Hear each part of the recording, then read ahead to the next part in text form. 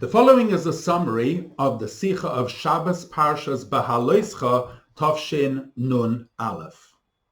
There's something novel about this week's Parsha, the Parsha of Behaalosecha, and that is when you read through the Sedra and you get to Shishi in the Sedra, there are the Pesukim of Vayihi ben Esaya Ha'orein, and then the Pasuk of V'nucha Yoimar to the words Alpha Yisrael. And before the word Vayihi ben Esaya and after the word Yisrael, there are Nun Hafuchos, inverted nuns.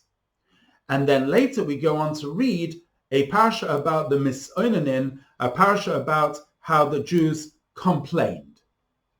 Now, if you have a look in the Gemara in Shabbos Daf Kuf Tes Zayin Amud Aleph, the Gemara makes a fascinating comment. The Gemara says that these nun hafuchos, these bracketed or inverted nuns, actually create a division in the Torah itself of different books. So usually we usually think in terms of Chamishe Chumshei Torah, of the 5 books of the Torah, Bereshis, Shmos, Vayikra, Bamidbar, and Devarim. However, says the Gemara, because of these inverted nuns, we actually have 7 books in the Torah. You have Bereshis, Shmos, Vayikra, Bamidbar, up to Shishi of this week's Sedra. Those are 4 books. Then you have Vayihi ben Esaya Oren, these 2 verses, which is the 5th book. Then you have from Vayihi Ha'am K'Misonanim to the end of Bamidbar, which is the 6th book, and Devarim, which is the 7th book. And it bases it on a verse in Mishlei, chapter 9, verse 1, which says, Chotzva amudeha shiva. She carved out its 7 pillars. So, according to the interpretation of the Gemara, there are in fact not 5 books of the Torah, but 7 books of the Torah. And since, therefore, that happens in this week's Sedra, it comes out that 3 of the 7 books are contained in this week's Parsha. You've got up until Vayihi ben Esaya, which is the part of the 4th book, the Pesukim of Vayihi ben Esaya, which is the 5th book, the Pesukim Vayihi Ha'am K'Misonanim, which is the 6th book. So you've got contents of 3 of those 7 books, all in the Parsha of Behaalosecha. And the question is, what relevance does it have with this week's Parsha? Now, if you have a look at the beginning of the Parsha talks about the lighting of the menorah, and the menorah had 7 branches. So perhaps we can correlate the 7 branches of the menorah with the 7 books of the Torah. But what is the connection between them? Now, everything that happened in the desert, the building of the Mishkan, is in fact a lesson for each one of us in our service of God, as it says, "V'asu li mikdash v'shachanti b'soicha," make for me a sanctuary so that I may dwell in them. And of course, the lighting of the menorah, which is at the beginning of this week's Sedra, is key in that process. It's the idea of lighting the menorah, lighting the candles, which Ner Hashem Nishmas Adam, the candle of God is the soul of man. And to the extent, as Rashi explains at the beginning of the Parsha, it's in a way of Shalheves Olamei Elah, that the kindling is done so that the candle goes up by itself. And the idea here is that we should ignite the soul which is within, and that should illuminate the body and the person's portion in the world, so that it connects everything in and around the person with godliness, and thereby making a dira b'tachtonim, a dwelling place for Hashem down here in this world. And yes, it's true that HaKadosh Baruch Hu, Ozrei Hashem, helps a person in everything that they do. And yes, it's true that Aharon, one of the 7 shepherds of Israel, he is the one that kindles the menorah, and even with the help of parents and educators and so on and so forth, but the main thing is, Shalheves Olamei Elah. Once you've had all that input, the flame and the candle of your soul should actually go up by itself. And there are three words there, three key operative words. Shalheves, oila, me'eleha. Shalheves means a flame, which means that the soul should be like a beautiful shining menorah. It's oila, it's always malin b'kodesh, it goes up in matters of kedusha, of holiness. And me'eleha, it becomes the person's nature. It's not superimposed, but rather, because of the person's bittul, it actually becomes the persona of the person themselves. Now, that of course has to take place and have an impact on the person and around them. So let's start off by having a look at the impact on the person themselves. By Torah learning, it says that even though you start off by receiving Torah from a teacher, nevertheless, you should identify with the Torah so much that it actually becomes yours. Like the Torah itself, which says, which is Loi Bashamayim here, Torah is not in the heavens, but rather it was given down here on earth. It should become acquired by ourselves. And in the olden days, they would actually learn subject matter 100 times. That was the usual way of learning. And that is called in Tanya and in the Gemara, Loi Avodeh, that was the regular. But to be avodeh, to be a true servant of Hashem, you'd actually have to learn it 101 times, to actually go beyond your habit and beyond the norm of learning in order to acquire it for yourself. And of course, when you do that by extension, that also spills over into your mundane activity, making all your actions for the sake of heaven and knowing him in all your ways. That's for yourself. For others, you know when you're having an impact, a true impact on the other person, and that is when they themselves go up by themselves. In Yiddish, we call it stellen sich auf die Fies. You put them on their own 2 feet so that they don't need your input anymore, but they can in fact grow themselves. And of course, that can be in one of 2 ways. Either you can work on yourself until hergel nasa teva, habit becomes nature, or you can actually reveal your very essence. When you reveal your very essence, which in the words of Chassidus, the metzius, the true being of the yesh hanivra, of the created being, is the yesh ha'amiti, is the essence of godliness, and you reveal that in yourself, that's a much higher level of identity.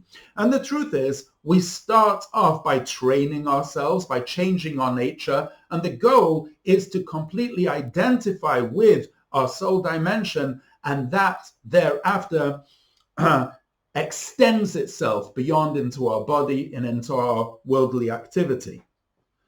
Of course, when it goes over into the world, it can have such an impact in the world that we can actually take something which is not intrinsically holy and permeate it with holiness, to the extent that we can actually create what's called a cheftza shel kedusha, an object of holiness. So, for example, we can take a hide of a cow and we can make it into a Sefer Torah. And that can have such an impact on us that when we come, for example, to make an oath in a court, if we want to make a real oath, we take a Sefer Torah and make an oath on a Sefer Torah. So in fact, the very object which we have made holy now becomes for us the item which creates our own very oath. In other words, matters of the world, once we've injected into them holiness, remind us of that holiness. So, for example, let's say you've got a child's room and you put inside that room a chumash and a siddur and a tzedakah box. The very fixing of the tzedakah box in a prominent place in the room will remind the child to give tzedakah. So by actually taking a physical item and making out of it a holy object, that will have a rebound in turn, and it will encourage us to do the mitzvah with that. So now let's go back to our questions at the beginning. The parsha of the misoinanim, of the complainers, and thereafter the story of Miriam, and thereafter the story of the spies, starts off with the word vayehi. And whenever we have the word vayehi, the Talmud says it's an expression of tsar. It's not good news. And it wasn't good news. The Jews were complaining. So why does this new book, if you want, this 6th book of the Torah, start off with such bad news? And what we can do is actually have a look by looking at the difference between the number 5 and the number 7. And in order to explain the inverted nuns and why immediately after those nuns you have the bad news story of the complainers, let's realize that that comes after the number 5, and that's the number 6, and thereafter the book of Devarim, which is also full of rebuke, and that is number 7. What is the difference between the number 5 and the number 7? If we have a look in Pirkei Avos this week, it tells us, Chamisha Talmidim hayu lo Rabbi Yochanan ben Zakkai. Rabbi Yochanan ben Zakkai had 5 students. Now, Rabbi Yochanan ben Zakkai was the one that was, in fact, who saved the entire oral tradition just when the second Beis Hamikdash was being destroyed by transferring the oracle, the seat of learning, to Yavna. And of course, he was the one that presumably had many, many more than 5 students, but he had 5 principal students. And these were the ones, if you want, that conveyed and continued the chain of the Masorah of the tradition. So when we're looking at matters of holiness, we're looking at 5. Chamishe Chumshei Torah, the 5 students of Rabbi Yochanan ben Zakkai. Those are the 5 principal midos of Chesed, Gevura, Tiferes, Netzach, and Hod, as represented in the spheres. And as we know from the story of Lag BaOmer, which is on Hod Shebahod, that there ends, if you want, the principal and key midos of a person.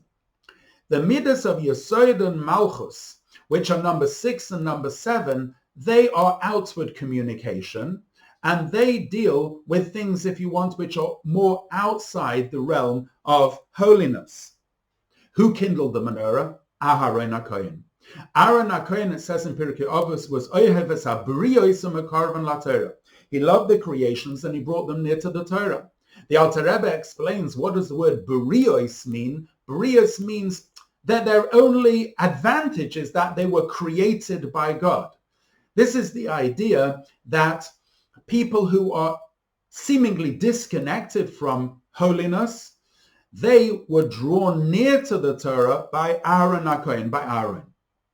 And now we have this connection between the number 5 and the number 7, and the 5 books of the Torah and the 7 books of the Torah. What it's saying is like this, is that in the 5 books of the Torah, how it's divided into 5, that's how it is in the realm of holiness. However, when we're talking about the 7-branched menorah, which represents all the various different souls of Israel, as the Alter Rebbe explains in the Likutei Torah at the beginning of the Sicha Behaalosecha, included in those souls of Israel are also those who are somewhat outside the realm of holiness. They're also in the level of Brios. And by lighting the 7 branches of the menorah, what we are doing is we are elevating even the lowest of the levels and igniting them as well. This is the idea of the Baal Teshuvah, of the returnee, who the Gemara says, who is on the higher level than the tzaddik. So number 6 and number 7 represent, in fact, those that are somewhat outside the realm of holiness, and that's why it starts off seemingly with bad news, the misoinanim, because eventually what happened is that they were also brought to do tshuva. This is exemplified in next week's parsha, the parsha of Shlach, the story of the Meraglim, when in the Haftorah, Yehoshua also sends Meraglim spies, but that time successfully. What was done the second time rectified the first time, and in fact brought back those who were wayward back into the fold. And consequently, that's the difference between the number 5 and the number 7. And when we're talking about kindling the menorah, what we have to do is kindle the menorah in a way that the flame goes up by itself, not just in the areas of open holiness, but even in those areas which are outside seemingly the realm of holiness, or people who are outside that realm of holiness. We need to kindle those souls so that the flame goes up by itself, and we will have, therefore, the advantage of the Baal Teshuvah and the returnee, whose return is with great and immense strength. We can connect this also with the day of the week. We just had the 15th of Sivan, which we had a full moon, and thereafter that Shabbos in Tafshin Nun Aleph was the 19th of Sivan, and the day after is the 20th of Sivan. The Magen Avraham brings that the 20th of Sivan was a fast day in the Jewish communities of Poland. And the reason is because, unfortunately, there were terrible atrocities that took place in the Jewish community on that day, and therefore they fixed it in Poland as a fast day for the community. However, we find that the Frierdiker Rebbe, even when he went to live in Poland, he didn't actually fast on that day. And the reason is not because he was missing out on the Eis Rotzen, on the auspicious moments of the 20th of Sivan, but the reason was that his emphasis was on Poland. The word Poland that's brought is, the word Poland, which is Poland, is actually made of two words, Poilin. Here we will sleep, we'll rest. For many, many years, Poland was the place where the Jews had, if you want, a place in Galut, in the exile, where they rested, they slept. Thereafter, of course, there was a terrible destruction there, but for many years, it was a place of rest, Poilin. The Jews thought, at least here we'll have rest. And thereafter, of course, happened what happened. But the point is that a Jew should know that Golus is a place of Shina. Golus is a place of sleep. Golus is a place of darkness. But nevertheless, in our sojourn in that place, our goal is to transform it. Our goal is to use all the resource of the place that we are in and employ it and elevate it and transform it into Kedusha. And that was the role of the previous Rebbe. That's exactly what the Frierdiker Rebbe did. And therefore, he actually didn't fast on the 20th of Sivan because he transformed the whole energy of the day and used it as a springboard to bring it into the realm of holiness. And how much more so now in our generation, when we have already finished all the preparations for the coming of Mashiach, and we stand, although we stand as midgets on the shoulders of giants, and we are, and we have all the empowerment of the previous generations. However, the fact is that our generation is shalheves oila me'elaha. It has to be a flame which literally goes up by itself, taking all our resources and employing them all in the burning and beautiful flame of the menorah, so that we shine brightly with Neir mitzvah, with the candle mitzvah and the light of Torah. And that should be done with additional simcha, and it should be done in a way of imdu hachin kolchem, that we all prepare ourselves, standing ready to greet Mashiach in a way of Behaalosecha saneros, of ever increasing in the matters of holiness, that Mashiach should come and take us, but all of us, bin arenu biskanenu, with our youth and our elders, b'vanenu b'bnesenu, and with our sons and daughters, to Yerushalayim Kodesh, with the coming of Mashiach now.